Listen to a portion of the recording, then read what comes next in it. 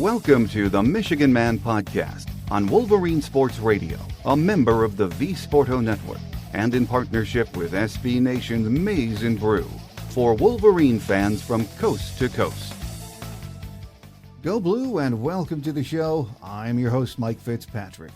With us on today's program will be football beat writer Isaiah Hole from USA Today's WolverinesWire. First, a few of my thoughts to get us going. This could be a big week for Michigan's class of 2023. On Wednesday, four-star defensive lineman Enow Etta from Colleyville, Texas, gave us his verbal. He also had offers from Michigan State, Alabama, Stanford, and Oklahoma. We now have 11 commitments in the class of 2023. And this coming Friday, there are several high-profile players that we're recruiting set to make their announcements, so it could be even better by the weekend. Earlier this week, all of us were saddened to hear that former head coach Gary Moeller had passed away.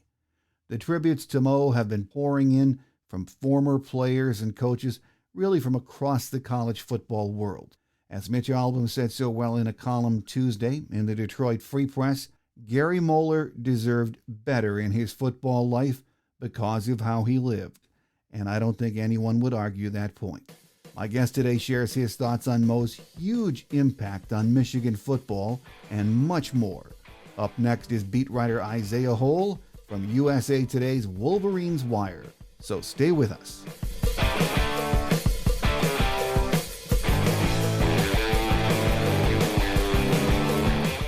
Here with us on our game day segment this week is Isaiah Hole from WolverinesWire. It's been a while since we've chatted with you, Isaiah, but it's great to have you back on the show.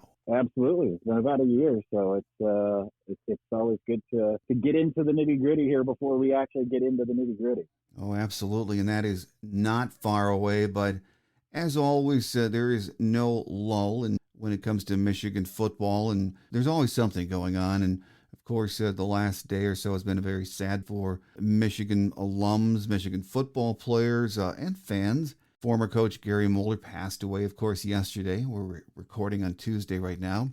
As you wrote in WolverinesWire, his tenure as head coach, it was short, no question, but it was memorable, and there is absolutely no question about that, is there? No, not at all. And I was pretty young. I remember him being the coach, but that was in an era in which I didn't know football rosters up and down.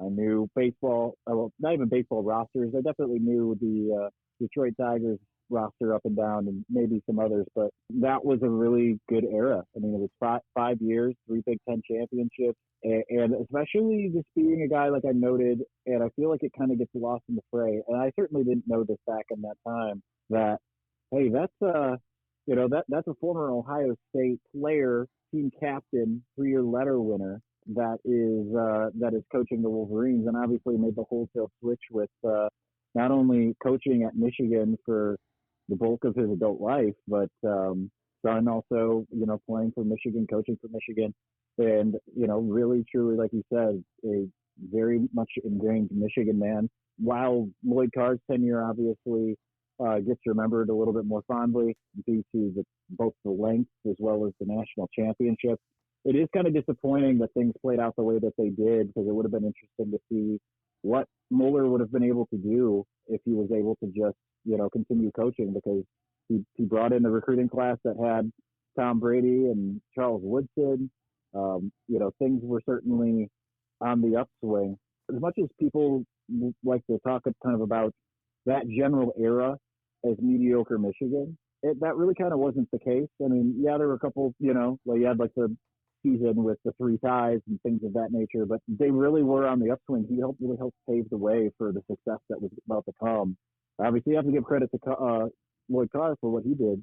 Gary Moeller, in his 5 years, really kind of set up what was eventually going to be a team that would win a national championship. So that's a lot on him. But, I mean, obviously, it also goes back to just the fact that he was such a storied coach, coaching multiple positions, offensive coordinator, defensive coordinator. I mean, just doing everything. And you don't really ever see that. So it really is a sad thing that he passed. I know he's had health issues for quite some time. I haven't seen him in a couple of years around, whereas first couple of years of Harbaugh, would see him here and there. But it's a sad time now for Michigan fans, and yet a celebratory time in the sense that we celebrate his achievements. He was an old school kind of a coach because he was an offensive coordinator, defensive coordinator, quarterback coach. He could do it all. And when you read the heartfelt statements that we've seen in the last few days from his former players,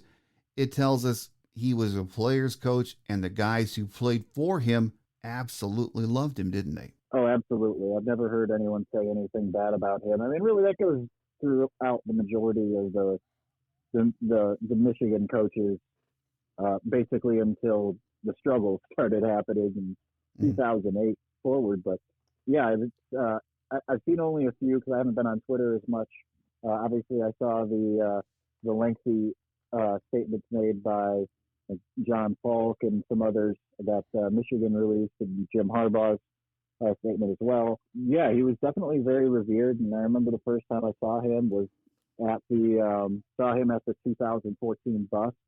That was the one that was Brady Hoke as a lame duck and everything, but he was there, and you could just see even then just how many people wanted to be around him and how revered he was by everybody. And I think his health was already starting to kind of fail at that point, but definitely was a guy that, despite the troubles that kind of ousted him, 1994, 95, whenever that actually transpired, it didn't really affect the way that people saw him and, revered him. And that's a good thing. Yeah, and like so many, I was in the stands and lucky enough to watch Mo when he was head coach. And one of the things I'm not sure if our younger Michigan fans realize is that Coach Moeller had a big hand, and Bo used to talk about this before he passed away, in modernizing the Michigan offense, didn't he? I can't talk very well on it just because I don't know enough.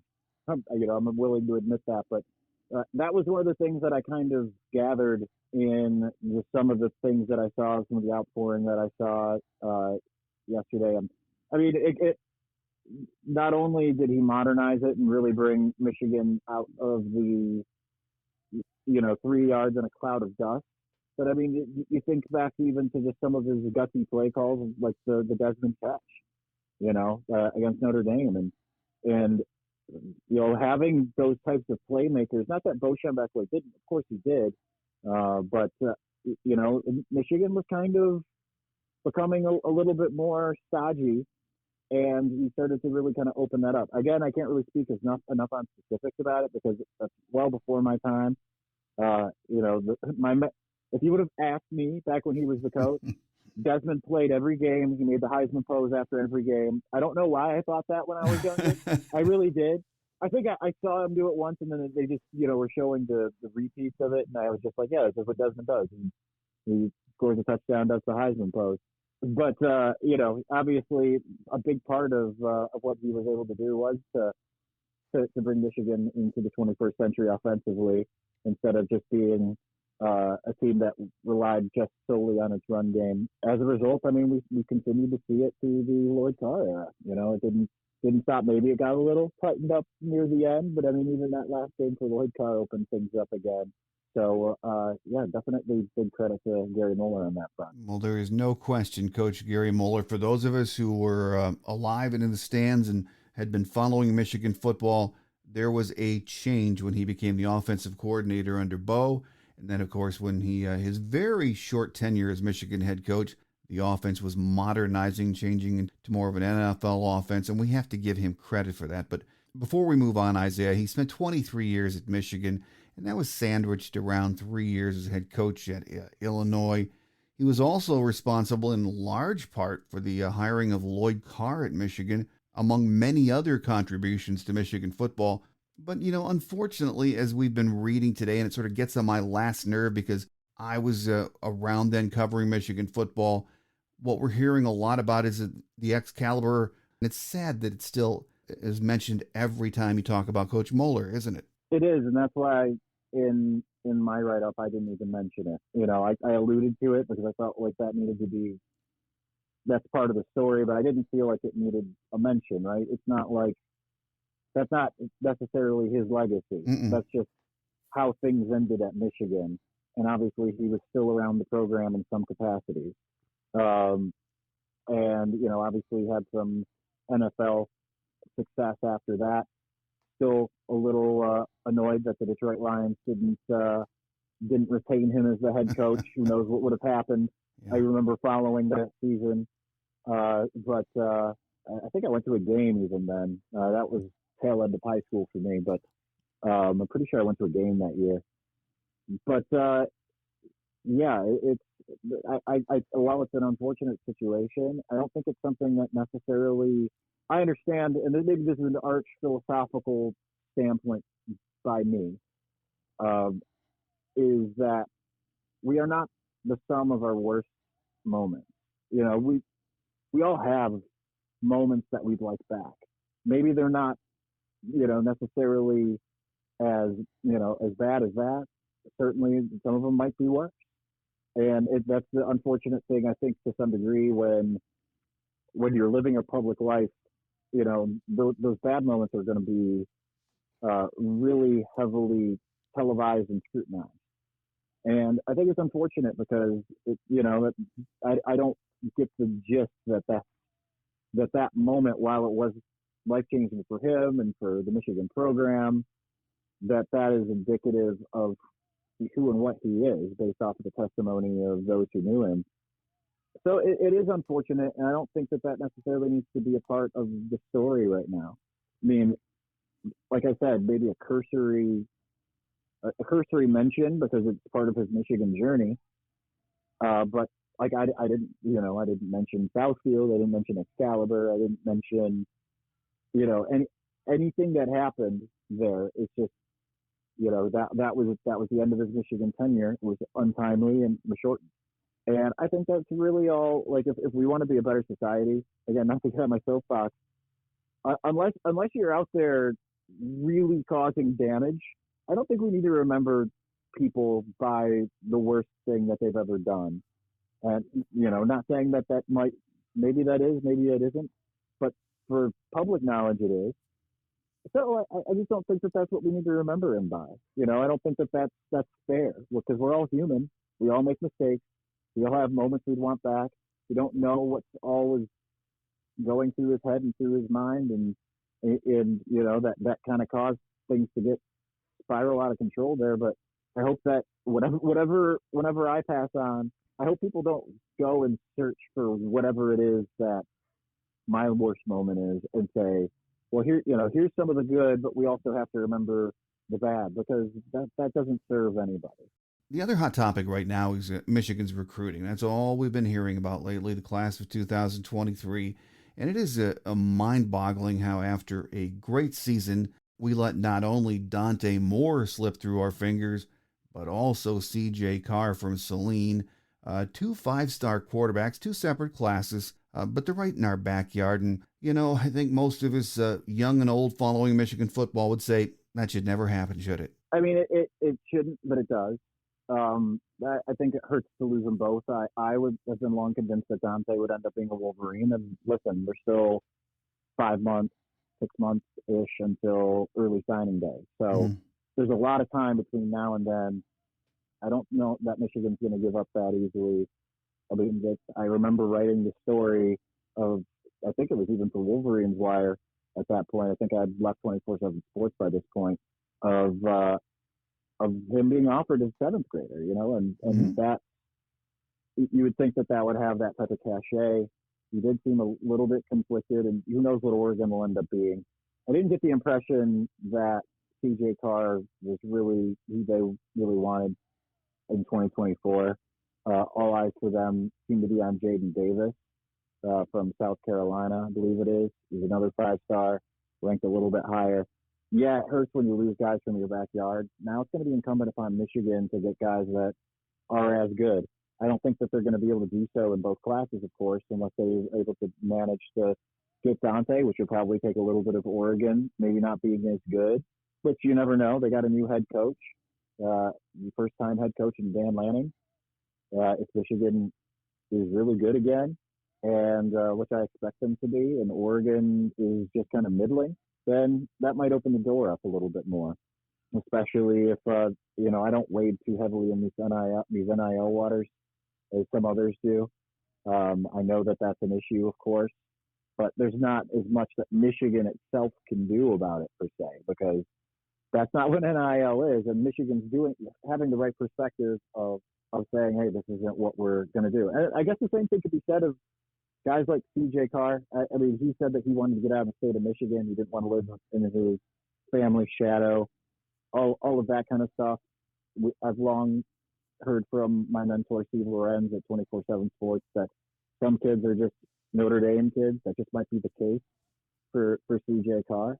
Not saying it's not dispiriting, because it is.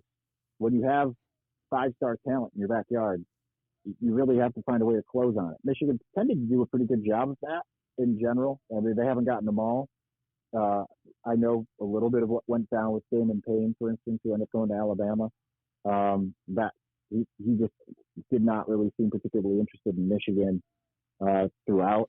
Sometimes that happens, and sometimes it doesn't work, and you're able to go out and get some guys from other states. I mean, that's just the nature of recruiting. It's not everyone's going to go to the flagship school in state. And Michigan has been a benefactor of that. Pulling Dax Hill from the state of Oklahoma very well could have gone to Oklahoma or Oklahoma State, which is where his brother went. Chris Hinton is a 5-star. Could have gone to Georgia. It's in-state school. Didn't do that. At times they're going to get guys from that are high-end 4-stars or 5-stars from out of state, and sometimes they're going to lose some. That said, I am surprised that things have not gone better, and I think that to some degree that is because of the way things kind of happened in the immediate off season with Jim Harbaugh in the NFL and people thinking he was gone, and then Josh Gaddis leaving, and having to reshuffle and certain things like that. It might not necessarily be just because a guy like Gaddis left, but suddenly Sharon Moore's got more responsibility and maybe isn't recruiting as much, right? So you start having some domino effects due to that situation, as well as it seems like Jim Harbaugh at times isn't as involved as maybe you would like him to be in recruiting. Tends to be the case with a lot of head coaches, unless you're in your first year like Marcus Freeman is doing at Notre Dame.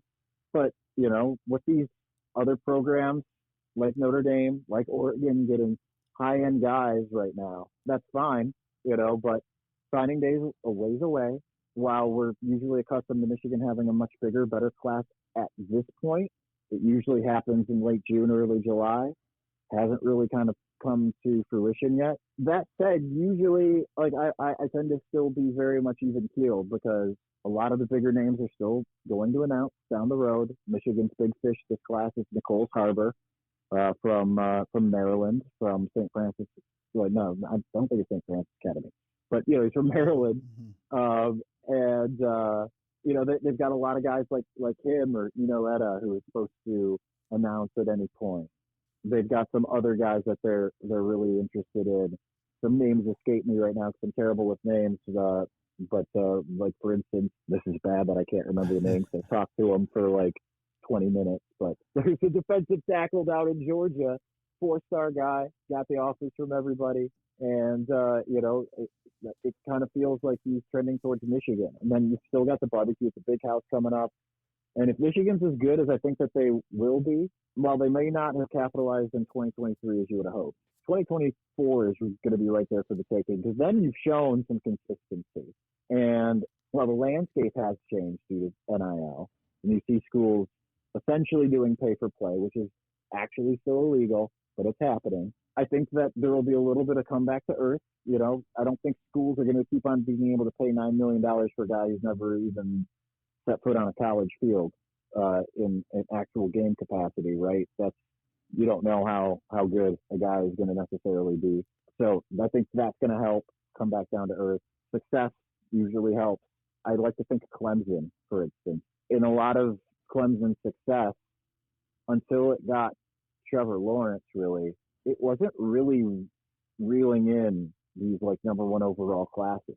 Yeah, they'd hit on a quarterback, Deshaun Watson or someone like that. They had a good year with Kelly Bryant. They've had those moments. But Clemson's always kind of tended to be in the same kind of recruiting territory as Michigan's been, and they managed to rattle off a few national championships. before they even got their number one overall guy in Trevor Lawrence. So I still think that panic when it comes to recruiting is a bit premature. I think that it's still prudent to just kind of wait, take a deep breath, because some guys will flip around. We've seen that happen in previous years. Some guys that might not be on the radar now might be on the radar down the road. I feel like it's an every year thing, usually more in early June, that I have to tell people, get off the ledge. It's going to be fine. Even then, like, my favorite recruits, I think, in this last year's class, which are, Darius Clemens, Derek Moore, Omarion Walker. Mm-hmm. Those are guys that flipped on signing day, so, or at least committed on signing day. Like Derek Moore was an Oklahoma flip. Darius Clemens was long thought to be an Oregon guy, but then, instability there, helped push him to Michigan. And Omarion Walker was a long-time Notre Dame cadet. So you never really know what the class is going to end up being. I don't think it's worth kind of worrying about it too much in July. You can be a little concerned. I'm not saying don't be concerned. You would hope Michigan would be in a little bit better place, especially coming off of last year. And you would hope that they would have some momentum and that the class would be a little bit bigger at this point. You would hope that they wouldn't have lost Raylan Wilson, that was a huge blow to lose him. Still a lot of time. I'm sure that they'll still put in a lot of work. A lot of the bigger names are still on the board. So it's just a matter of securing what they can and going from there. No, I think you're right. I mean, we've gotten used to in the last few years, you can't count on anything until they actually sign on the dotted line. So in the last week or so, I've been getting a lot of questions from Michigan fans saying, do we just stop recruiting Dante Moore or CJ Carr? Dante, yes. CJ Carr, I don't, like I said, I don't think that they really, they offered him. If he would have committed, I think they would have been fine with it. I didn't get the impression that they were thinking, like, this is our guy, because that seems to be Jaden Davis. And if they can get Jaden Davis to commit before the season, that certainly will lessen some of the blow, even if he is a 2024 guy. Obviously, you got to wait a year and a half for the guy to sign. That is an eternity. But, that would help lessen the blow. It's still, Michigan still has some time when it comes to the quarterbacks they've already got, and Cade and JJ. They feel like they've gotten a huge surprise in the California kid that they've been raving about all spring. So they've got options. It's not like they're without options at quarterback. I think if you lose one in 2024, then fine. Obviously, you didn't get a high-end guy in 2020. This last class, 2022. You did bring in two, and Jaden Donegal and Alex Orji. So there's still options. And then you just hope that you can get an elite guy at least in 2024. And I think that that's all you can really kind of ask for and hope for. Not every school is unfortunately going to be, like Alabama, Ohio State, where it just seems like they just keep on bringing in 5-star quarterbacks. And even then, it took a while for like some of those schools to even get to that point, and a lot of sustained success. So what Michigan's best option to get some of these guys is to go out and really showcase a high-end passing game, which they have the tools at their disposal to do that this year. And they had it last year. I don't think that they were quite comfortable utilizing that yet. I think this is the year that if they can go out and say, we're going to toss the ball around, and which is what they're telling recruits. They're saying this is going to be a much more pass-happy offense. Then that will change the course, especially if they have success. If they have success, that's what's going to start bringing in guys, and guys are going to start looking at Michigan and being like, I want to do that. I want to do like I just saw J.J. McCarthy do, or, Cade McNamara. I think people are way too quick to write off Cade. But, I want to do what I saw him do this year. That's the way that you get some of those higher end guys to come in. And I think that they have the tools to do that. This offense is maybe the most loaded offense Michigan has ever had, at least on paper. It's insane because there are no weaknesses when you really look up and down the roster on offense, in the sense of you've got all of these different position groups that are just stacked. They're going to need to really continue, go out and showcase that this year, because chances are they're losing the bulk of it after this year and are going to have to really rely heavily on J.J. McCarthy and some offensive linemen we don't necessarily know a lot about, some tight ends we don't know a lot about, some up-and-coming wide receivers and some that we do know about. And, they'll still have Donovan Edwards, maybe Blake Corum next year. But they've really got to make the most of this opportunity. And if they do, the biggest recruiting piece is success. And that is why it feels weird, because Michigan had that success last year.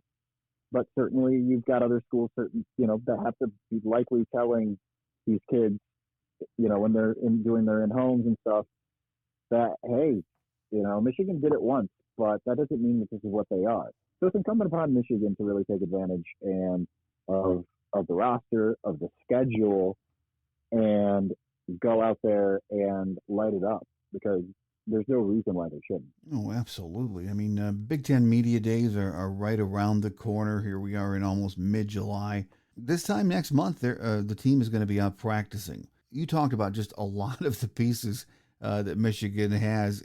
This Michigan offense, it seems like the sky is the limit this year, isn't it? It really is. We've gone into some of these years.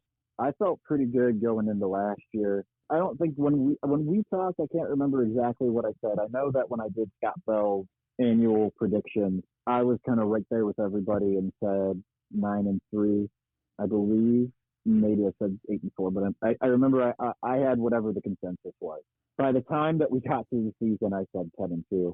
Part of that certainly is the type of hype that invariably I can't not, when we have our fall camp press conferences, can't help but listen to what they say and buy into it, which is a fault I have had every single year I've covered this team. So I really believe, that this, the things that were missing the year before, that they were there this time. So when I look at it this year, I feel like if Michigan, at least on the offensive side of the ball, isn't just leaps and bounds better, because you keep in mind that even though they have a new offensive coordinator, kind of ish too, in Sharon still being a co-offensive coordinator, but really kind of being the offensive coordinator along with Matt Weiss. I mean, they're keeping the systems the same. So I think my big question there is, how does the play calling go? I have a lot of faith in Matt Weiss. I mean, he's been a prodigy kind of everywhere he's gone. So if it's a by committee situation, I think they'll be able to handle that. But you have the continuity, and you think about where Michigan's offense was at the end of last year. I just kind of laughed because I see some things like, national outlets are putting out random lists. I mean, I do the same. But like I saw, like most explosive offenses or whatever going into this next year. Michigan wasn't even on the list when it's like Michigan had more explosive plays than any team offensively last year. And they returned just about everybody. And, only weapon that they lose is Hassan Haskins. And no one was talking about Hassan Haskins as being an explosive player, as more of a bulldozer. I mean, I do think that he was underrated in his athleticism and his explosiveness, but he wasn't the one that we talk about when we talk about Michigan's explosiveness. So when I think about all of that, I think usually year over year, when you have returning players, returning schemes, things are going to tend to get better, barring some kind of absolute failure. And certainly, like I have my eyes on a couple things, right? Because you have to at least be prepared for it. Like, what if, Trente Jones isn't the answer at right tackle? I mean, yeah, they have Carson Barnhart also there. They have other guys that could step up and in. So obviously that somewhat concerns me, even though I'm pretty confident that he will come in and be just as good as I think he will be. Or, what if, they are conservative play calling, which I guess don't think they have any reason to be. Or, what if Blake Corum without Hassan Haskins isn't as effective? What if Donovan Edwards isn't everything that I know him to be, having seen him in person even in high school? Some things aren't necessarily proven. That said, it takes a lot to go wrong on that side of the ball. Most of my questions exist on defense, and the good news there is that the schedule is so beneficial for Michigan on that front. And now that I've had time to think about it, yeah, I'm a little leery of the Maryland game because Maryland's offense is high end. It's going to be the first real competition that they'll see as far as that's concerned. but I'm not really as concerned with the back end as I am the front end. So with that in mind, I'm kind of looking up and down the roster, and I'm like, or not the roster, but the schedule, and I'm like, who's really going to challenge the defense unless the defense just is a complete fizz and completely falls apart, which I also don't think is going to happen. Because when I look at a game like Iowa, if people say, oh, that could be the one that Michigan loses, I think I picked Michigan to lose in my last game predictions. That's not because I believe it. It's just because I feel like I'd be way too much of a homer if I sat there and predicted them to go 11-0 into Ohio State. But Iowa's offense was abysmal last year and showed no signs of hope by the end of the year. So you can't really tell me that that's necessarily a game that's really gonna stretch Michigan's defense unless they just can't stop the run.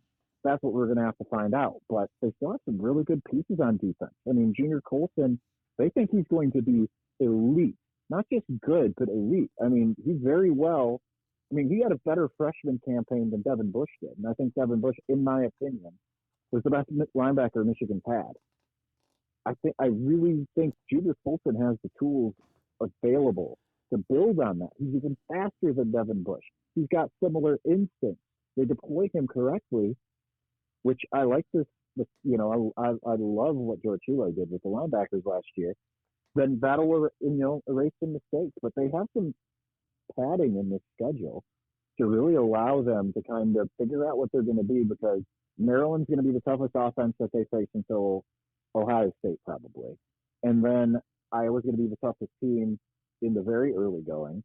Penn State, we don't know what they're going to be. Michigan State, I feel like everything kind of just went right for the Spartans last year, and having Kenneth Walker. We'll see how their two incoming running back transfers end up doing, and if they're able to find a way to fix their defensive woes from last year at all. But both those games being at home, separated by a bye week, I think that all plays into Michigan's hands. So I think that that's the good news, is they can kind of figure things out as they go along. And as much as people talk about the loss of Aiden and David Ajabo and say, well, you're not just going to replace those two guys.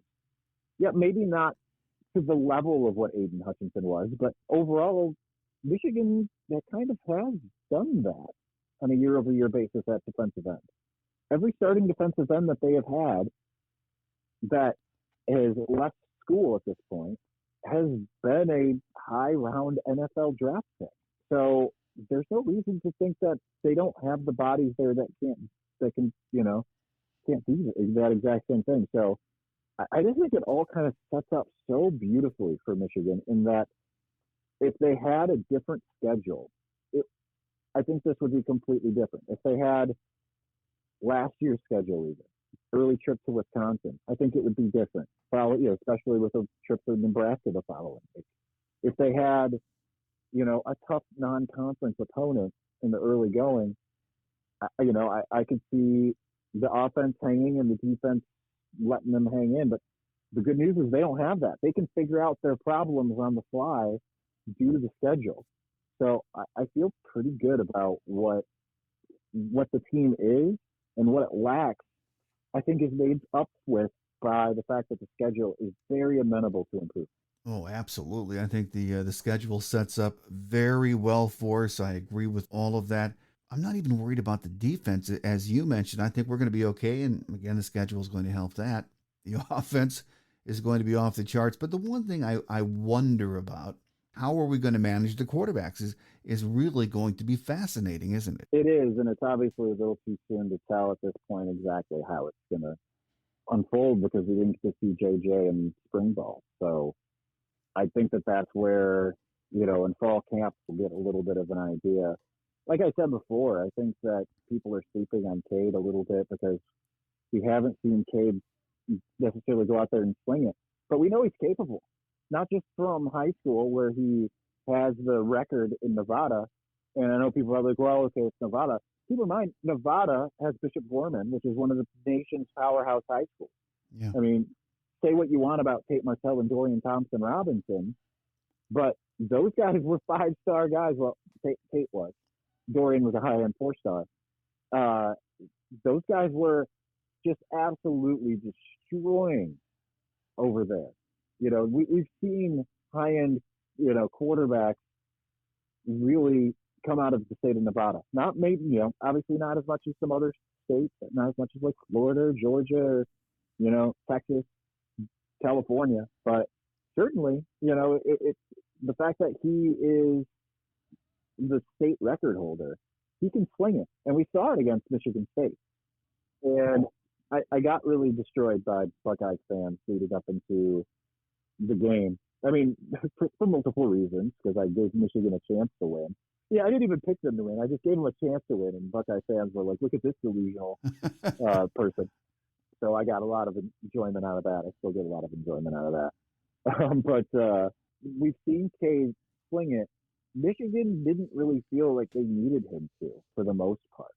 And that's what really drew the ire of Ohio State fans when I said that. I said the same thing even going into the Michigan State game.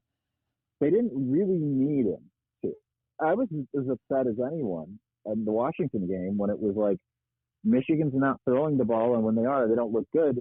And I was texting with Jake Butt, and he was upset too. And then we just both kind of had that like aha moment. Oh, they're running with impunity, so why does it matter? And that's kind of what Michigan did all season. And I know we all wanted to see them open it up and do all kinds of things, but they didn't really feel like they needed to. People said all year, well, they need to because they aren't going to beat Ohio State doing this. And it turns out that that's exactly what they did. They beat Ohio State doing the exact thing that everyone said that there was no way that they were going to beat Ohio State doing exactly that. So this year is a little different because I do think that you need to open things up in the pass game a bit more, especially if you want to repeat against Ohio State. I think you need both things, of course, the run game and the pass game. And especially if you want to get out of the semifinal in the college football playoff, if you are able to get that far. So I think that they do need to open it up. Now, the thing that I do like about this, because I'm not going to necessarily say that Cade is the definite starter or that JJ is, both of them are going to get better by virtue of having the competition. So that is good news because Cade was good enough. Despite all the Michigan fans that, for whatever reason, join rival propaganda in saying that he isn't good enough, Cade managed to be able to beat Ohio State, win the Big Ten, and make it to the college football playoff. So he knows what it takes. We've seen him in late game situations against tough teams, on the road. Whether it's with, Wisconsin was in a late game situation, but he made some really great throws against the number one defense in the country.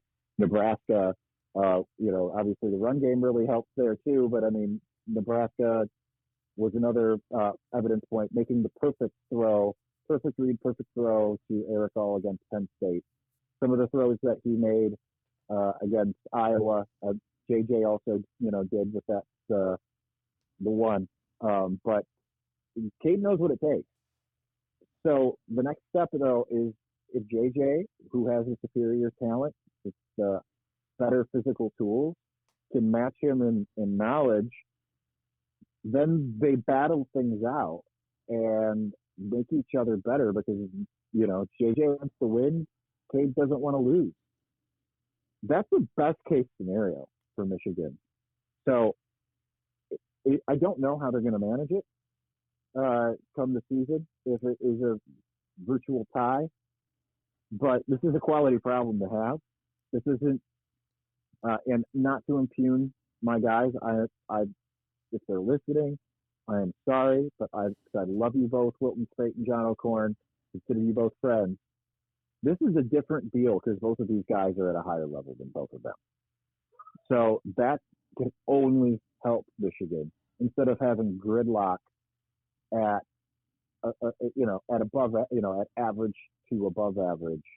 Now you have gridlock at above average to elite potentially, and that's a quality problem. So I'm excited to see how it plays out. Our guest today has been Isaiah Hull from USA Today's Wolverines Wire. And as always, Isaiah, great to have you with us. And, we look forward. We're not going to wait a year this time. We're going to get you back here in the preseason or once we get rolling in the season. So we look forward to that next visit. All right. Sounds good.